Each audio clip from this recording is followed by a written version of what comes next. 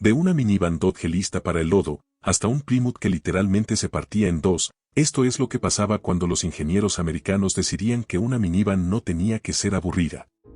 1935 Stout Scarab. Antes de que existiera el concepto de minivan, ya había alguien que lo había inventado. Y ese alguien no era un diseñador de autos. Era un hombre que venía de la aviación. William B. Stout había hecho de todo. Trabajó en la industria automotriz, en el periodismo, en la aviación comercial. Fue el responsable del trimotor de Ford, ese avión de metal que cambió la manera de volar cuando todo el mundo todavía construía aviones de madera y tela. Era el tipo de persona que veía un problema y no descansaba hasta que lo resolvía a su manera. Y un día volteó a ver los autos, y pensó que se podía hacer mucho mejor. El resultado fue el Scarab de 1935.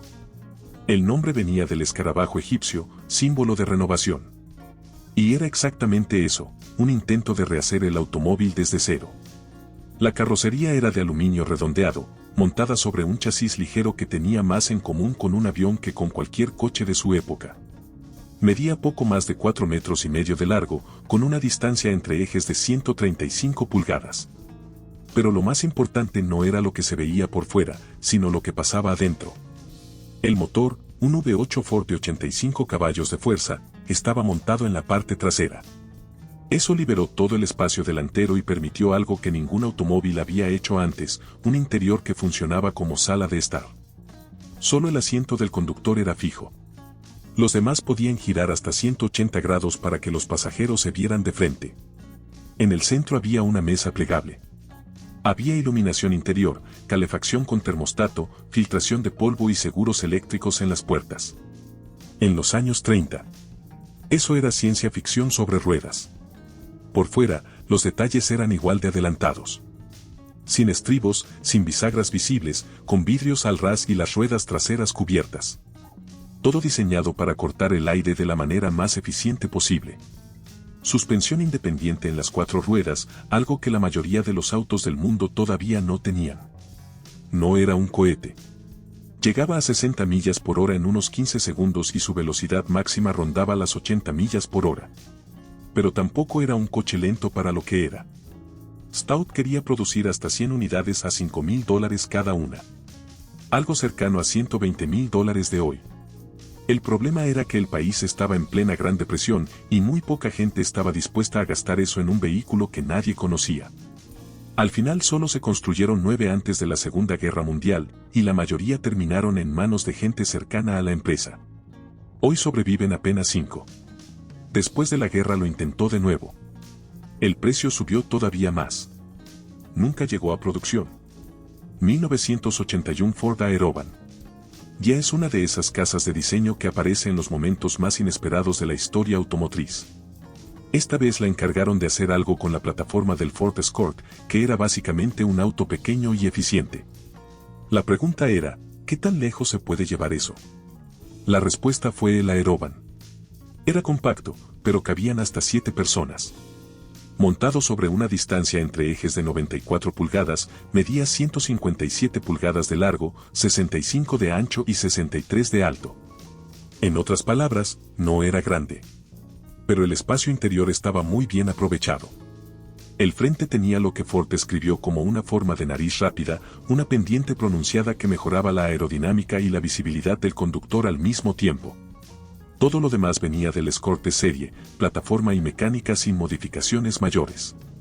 Ford lo llevó a la Exposición Nacional Canadiense y, según documentos internos de la empresa, se convirtió en una atracción inesperada. La gente se detenía, lo rodeaba, hacía preguntas. Trataban de entender qué estaban viendo exactamente. Y una pregunta se repetía más que cualquier otra. ¿Cuándo sale a la venta? Nunca salió. 1986 Pontiac Trans Sport Concept. Pontiac tenía un problema de identidad en los 80. La marca que alguna vez había representado potencia y actitud estaba pasando por uno de sus peores momentos. Y justo en ese contexto, con las minivans ganando terreno rápidamente, alguien en Pontiac decidió que si iban a entrar a ese segmento, no lo harían a medias. El Trans Sport Concept de 1986 no parecía una minivan. Parecía algo que habían diseñado para una película de ciencia ficción. Era bajo para ser una van. La capota era una burbuja de vidrio que envolvía todo el frente, como la cabina de un helicóptero, sin superficies planas, sin ángulos duros. Las puertas del segundo asiento eran tipo ala de gaviota, de esas que en teoría se ven increíbles pero en la práctica suelen ser un problema. En este caso, según los que lo vieron, facilitaban bastante el acceso. Las ruedas eran de aluminio de 17 pulgadas con llantas de perfil bajo. La parte inferior llevaba molduras en 2 tonos. Hasta las calaveras tenían 3 colores para funciones distintas. Debajo usaba un chasis de estructura espacial con paneles de materiales compuestos, inspirado directamente en el fiero. El motor era un V6 de 2.9 litros con 235 caballos, transmisión automática de 3 velocidades y tracción delantera. La palanca de cambios era electrónica, integrada en el apoyabrazos. Adentro no había instrumentos convencionales. Una pantalla sobre el volante reemplazaba los relojes. Había head-up display. El copiloto tenía su propia computadora con pantalla retráctil y teclado. El espejo retrovisor era un monitor conectado a una cámara trasera. 7 pasajeros. Más espacio del que uno esperaría. Hay quienes dicen que Pontiac ya tenía listo el modelo de producción antes de mostrar este concepto, que era solo una manera de preparar al público para lo que venía. Cierto o no, funcionó. En 1990 salió el Trans Sport de producción y le dio a la marca algo de oxígeno en un momento en que lo necesitaba. 1989 Plymouth Voyager 3. Este es probablemente el más extraño de toda la lista. Finales de los 80. La gente empezaba a preocuparse por el consumo de combustible, el tráfico en las ciudades era cada vez peor, pero nadie quería renunciar a una van familiar. Plymouth escuchó eso y llegó a una conclusión que, en papel, tenía cierta lógica. ¿Y si el vehículo eran 2 vehículos? El Voyager 3 era exactamente eso. Un microauto delantero para 3 personas, con motor de 1.5 litros y posibilidad de funcionar con combustible alternativo, diseñado para el uso diario en ciudad. Y un módulo trasero con su propio motor, un turbo de 2.2 litros con transmisión automática, para cuando se necesitaba más espacio o más potencia. Juntos podían generar hasta 250 caballos de fuerza y funcionar con tracción en las 4 ruedas. Separados, el frente era un coche urbano. El fondo era una van. En teoría, se podía cambiar el módulo trasero por otras configuraciones. En el Auto Show de Detroit de 1990 presentaron la versión de 8 pasajeros, con cámara trasera, pantalla sobre el tablero, climatización doble y sistema de audio con audífonos individuales para cada zona. Sonaba bien. El problema era que en cuanto se separaba la parte delantera, la trasera quedaba completamente expuesta. No se podía dejar estacionada así. Y construir algo tan complejo para que solo funcionara completo no tenía mucho sentido económico. No pasó del concepto. 1987 Chevrolet Blazer XT1. El XT1 apareció en el Auto Show de Chicago de 1987 y dejó a más de uno sin palabras, no por la elegancia, sino por lo que prometía hacer fuera del asfalto. La mitad superior era casi completamente de vidrio, lo que le daba una sensación de apertura poco común en cualquier vehículo de la época. Pero el verdadero argumento estaba en lo mecánico. Tracción en las 4 ruedas con detección automática de deslizamiento, que mandaba la potencia donde se necesitaba sin que el conductor tuviera que hacer nada. 3 diferenciales capaces de redistribuir hasta el 80% del torque hacia el eje con más agarre. Suspensión independiente en las 4 ruedas con hasta 10.5 pulgadas de recorrido. Altura regulable desde el interior, con la opción de bajarla para entrar más fácil o subirla hasta 4 pulgadas adicionales en terreno complicado. Dirección en las 4 ruedas para un radio de giro sorprendentemente cerrado. El motor era un V6 de 4.3 litros con 202 caballos y caja automática de 4 velocidades. Adentro, unos 30 computadores gestionaban todos los sistemas y los resumían en una sola pantalla frente al conductor. Para finales de los 80, las SUV estaban creciendo y las minivans ya eran un mercado establecido. El XT1 intentó ser las 2 cosas al mismo tiempo. 1990 GMH X3. En 1990 nadie hablaba de autos híbridos en los concesionarios. Pero GM ya estaba pensando en eso. El HX3 era una propuesta de bajo consumo para reemplazar al auto familiar convencional. Delante, motores eléctricos alimentados por un paquete de 32 baterías de plomo ácido. Cuando la carga bajaba, un pequeño motor de 3 cilindros arrancaba para recargarlas. En esencia, la misma idea que décadas después se volvería completamente normal. El diseño seguía la misma filosofía. Silueta afilada inspirada en aviones de reacción, con un coeficiente aerodinámico muy bajo. Vidrios al ras, tapas traseras removibles en los guardabarros y una línea limpia que buscaba reducir cualquier resistencia al aire. No era pequeño. La distancia entre ejes era de 120 pulgadas y la longitud total rondaba las 184 pulgadas. Dentro cabían 5 personas y el interior estaba diseñado para sentirse más despejado de lo habitual. 1991 Dodge Caravan Off-Road. Michael Santoro trabajaba en Chrysler y tenía fama de hacer conceptos de minivan. En algún momento se hizo una pregunta aparentemente sencilla: ¿qué pasaría si la Caravan se viera lista para salir del pavimento?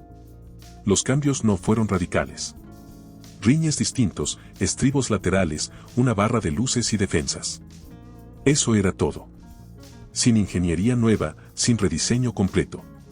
Solo una Caravan con actitud diferente. Y funcionó.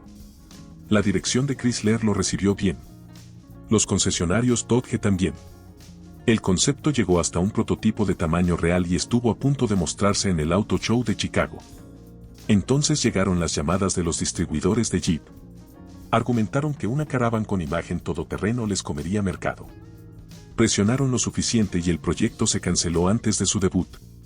Lo que quedó fue un prototipo que casi llega a producción, detenido no por fallas técnicas ni por falta de interés, sino por política interna. 1991 Mercury Mystic. Nada que ver con el sedán que Mercury lanzó después con el mismo nombre. Este era otro animal. La idea era una minivan de lujo, con carrocería de aluminio, faros de ancho completo y calaveras de fibra óptica que le daban una apariencia muy diferente a todo lo que había en ese segmento. Debajo usaba lo que llamaron sistema T-Drive, un V8 conectado a una transmisión montada en el centro del vehículo, capaz de mandar potencia al frente, a la parte trasera o a las 4 ruedas según las condiciones. Básicamente, una plataforma de lujo con versatilidad total. Adentro había 6 asientos individuales. Los de la parte trasera tenían televisor y videocasetera integrados en el respaldo del asiento de enfrente. Cada pasajero podía ver lo suyo sin molestar al de al lado. El techo era de vidrio con tecnología de cristal líquido que se oscurecía automáticamente con la luz del sol. 1992 Dodge Epic. Epic no era solo un nombre llamativo. Era un acrónimo, Electric Power Interurban Commuter. Y era exactamente lo que decía ser. Chrysler tenía en marcha el programa T-Evan, que buscaba desarrollar tecnología para vehículos eléctricos, y el Epic era la cara pública de ese esfuerzo. Funcionaba con baterías de níquel-hierro y tenía una autonomía de aproximadamente 120 millas, lo cual, en 1992, era un número serio. Puertas corredizas en ambos lados, que después se convertirían en estándar en el segmento. Con puerta trasera con un recorrido más pegado a la carrocería que facilitaba la carga. Asientos traseros que se hundían completamente en el piso. Y a diferencia de casi todo lo demás en esta lista, este concepto sí llegó a algo concreto. En 1997 salió una versión de producción que se arrendó a flotas gubernamentales y de servicios públicos.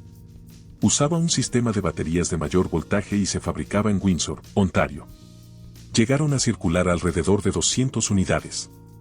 En el evento Tour de Sol del año 2000 ganó en su categoría y en aceptación por parte de los usuarios. 2003 Dodge K1. El Auto Show de Detroit de 2003. Dodge aparece con algo que no tiene el menor interés en disimular lo que es. El K1 era una minivan diseñada para la playa. Punto. Color azul llamado Point Break Blue.